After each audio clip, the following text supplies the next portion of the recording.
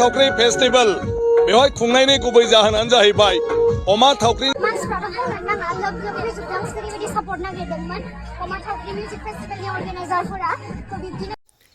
मोनाबिलिनि गाहाम हामलायनायखौ बयनिसिमबो जासिबाय।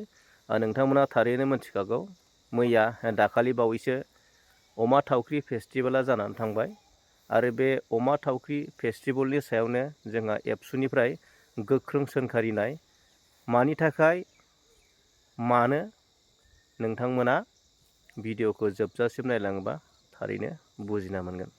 जायखौ जों सानाखैमोन, जेखौ जों एक्सपेक्ट खालामाखैमोन, बेबायदि मोनसे जे अमा थावख्रि मिउजिक फेस्टिवल होननाय मैया 29 डिसेम्बर 2024आव खुंनाय जादोंमोन। दा बिनि माखासे पिक्चारफोरखौ जों जेबायदि सानहरफेराखैमोन बेबायदि जानायखौ नुनानै खोब दुखुजों जोङो फोरमायनो थाखाय दिनै गथायसे जादों। आंजों लोगोसे दङ जिल्ला आफादनि बुंथिगिरि, लोगोसे टंला दख'रा, डिमाकुसि दख'रा आरो खाग्राबारि दख'रानि आफादगिरि नेहाथारि बिबानगिरिफोर दङ। मैयासो जालांनाय जिथु अमा थावख्रि मिउजिक फेस्टिवल जों खोनाबाय थादोंमोन, खोब बेबायदि फर्मेल इनफरमेसन हिसाबै गैया, खुगाजों खुगा खोनादोंमोन आरो जोंबो सानदों जे अमा थावख्रिखौ प्रिजार्भ खालामनायनि जे मोनसे असिलाजों बे मिउजिक फेस्टिवलखौ खुंनो थांदों। दा बेवहाय जोंबो खोब गोजोननाय मोनदोंमोन आरो जों वेलकाम खालामदों गोसोजों गोसो जे जाय माने जिबआ दिनै जोंनि ओनसोलनिफ्राय गोमानो थांगासिनोमोन बेखौ प्रिजार्भ खालामनायनि असिलाजों बे फेस्टिवल मोनसे खुंदों। बेजों लोगोसे जोंनि ओनसोलफोरनि बड'लेण्ड हालामनि उथिखांफुनाय मिउजिशियानफोर, मेथाइ खनगिरिफोर बिथांमोनखौ खाबु होनाय जागोन, मेथाइ खनहोगोन। दा बेफोर गासैबो जोंनि ससाइटि दानायनि मोनफा मोनफा माने खामानि। दा बे हिसाबै जोंनि लाइमोनफोरानो, जोंनि गायकआनो जा, मिउजिशियानानो जा, मोजां मोनसे खाबुखौ मोनगोन, मोजाङानो जादों बेखौ जों सानदोंमोन खोनानाय लेखायै। नाथाय दुखु गोनां बाथ्रायै जों बेखौ मैया मोनाबिलि समावहाय प्राय हरनि समहालागै जोंनिसिम फन कल्स मोनफैदों, माखासे मानि भिडिअ मेसेजफोर मोनफैदों, जाय बेक्तिफ्रा जोंनि ओनसोलखौ, जोंनि बड'लेण्ड हालामखौ मोनसे गोजोन मोनसे थासारि, लोगोसे मोनसे सावस्रि गोनां आरो लोगोसे माने खुस्त मोनसे समाज हिसाबै नायनो लुबैयो।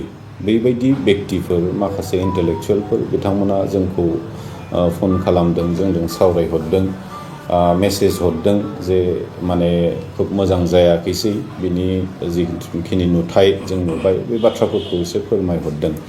दा बेखौ मोननायजों जोंबो दुखु खालामदों जे जिखिनिखौ जों एसे माने इनफर्मेलबाबो एसे खबर लादोंमोन, जिखिनि जों मिन्थिनो मोनदोंमोन जे बेयाव अकल माने अमा थावख्रिखौ प्रिजार्भ खालामनायनि मोनसे असिलाजों मिउजिक फेस्टिवल लादों, बेवहाय जाखांफुनाय मेथाइ खनगिरिफोर, दामजु दामगिरिफोर बिथांमोनखौ सुबिदा होनाय जागोन, बेखिनि बाथ्राखौ बुंनाय लेखा जोंबो खोब माने मोजांबो मोनदोंमोन आरो थिग बेबायदिनो मोजाङै मोजां बारलांथों बेखौ जों नेनानै दङमोन।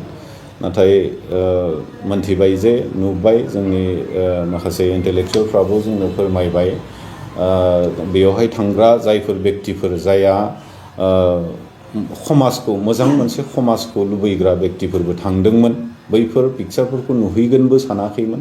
दा बैबायदि बेक्तिफ्रा जोंखौ फोरमायहरदों जे बेयावहाय माने जौ दखानबो सोलिदों, जौ लोंनाय बेवहाय जादों, बेवहाय जुवा सोलिदों,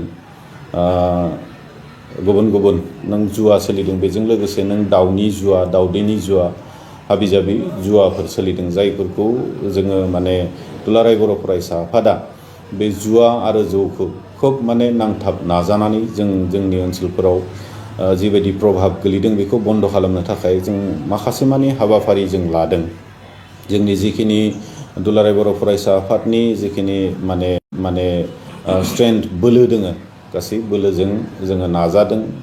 जोङो बे जौ जुवानिफ्राय जोंनि लाइमोनफोरखौ, जोंनि समाजखौ मुक्त खालामनो थाखाय माखासे मानि खामानि हाबाफारिफोर जों लादों।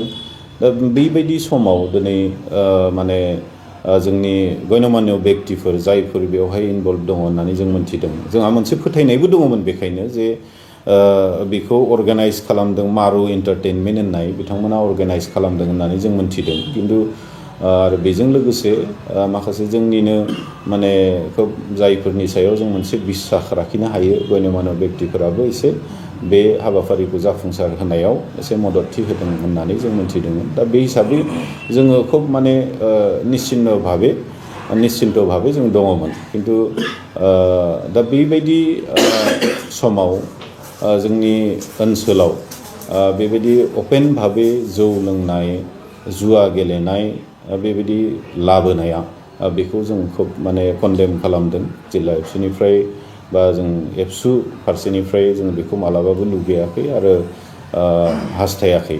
दा गतिके जों नुबाय जे बेयाव माने जिखिनि रिपर्ट जों मोन्दों माखासे मानि लाइमोनफोर बेयावहाय थांदों जौ लोंदों। जाय लाइमोनफोरखौ जों हदायबो माने बैफोर गाज्रि बेसादनिफ्राय जों होबथानानै फरायनाय दिखाव गावबागाव आथिङाव गसंथानायनि थाखाय बिथांमोननो राहा लामा दिन्थिनायनि जों खामानि मावबाय थादों। बे समाव जुदि जोंनिनो गेजेराव आरोबाव जायफोर जाना बुजा व्यक्तिफ्रानो जुदि बेबायदि खामानिखौ मावनानै होयोब्ला जों खोब माने जोंनि जि मोनसे सुस्थ' समाज दानो थांनायाव मोनसे बाधा बेबायदि मोनसे दिनै नुजायो। दा बे हिसाबै जों क्लियार नोंथांमोननि मिडियानि गेजेरजों बा दिनै बुंगोन जे बे फेस्टिभेल खुंनो थांनायाव जोंहा बुंनांगौ जेबो गैया। आरो बेजों लोगोसे बिथांमोननि जि फेस्टिभेल खुंनाय बेयो इसोरनिनो सृष्टि मोनसे अमा थावख्रि जायखौ जों मोन्थियो अमा थावख्रि होननानै। दा बेखौ प्रिजार्भ खालामनायनि असिलायै खुंनाया बे खोब मोजां जादोंमोन। नाथाय बे फेस्टिभेलनि नामाव बे जौ जुवा होनाया बे खोब गनायजाथावना जायाखै। बेखौ जों कन्डेम खालामदों। आरो फैबाय थानाय समाव जुदि बेबायदि फेस्टिभेलखौ खुङोब्ला बियो न' डाउट अमा थावख्रि मिउजिक फेस्टिभेलानो जा बा XYZ माबा मोनसे मुं लानानै फेस्टिभेलखौनो खुंनो आवगायबोआ मानो जुदि बे जौ जुवाखौ लाफानानै जुदि बे फेस्टिभेल खुंनो थाङोब्ला बेयाव दुलाराय बर' फरायसा आफादनिफ्राय जोङो हदाय बाधा जों होनाय जागोन। आरो फैबाय थानाय समाव जुदि बेबायदि फेस्टिभेलखौ बा फैगोन बोसोरफ्राव बे अमा थावख्रि फेस्टिभेलखौनो जुदि देग्लायनि बायदि खुंनो जुदि लायोब्ला समाज बेरेखा माखासे माने एक्टिभिटिफोरखौ लाफानानै जुदि खुंनो लायोब्ला बेवहाय जों बाधा होनाय जागोन आरो बेखौ जों मालाबाबो हास्थायनाय नङा।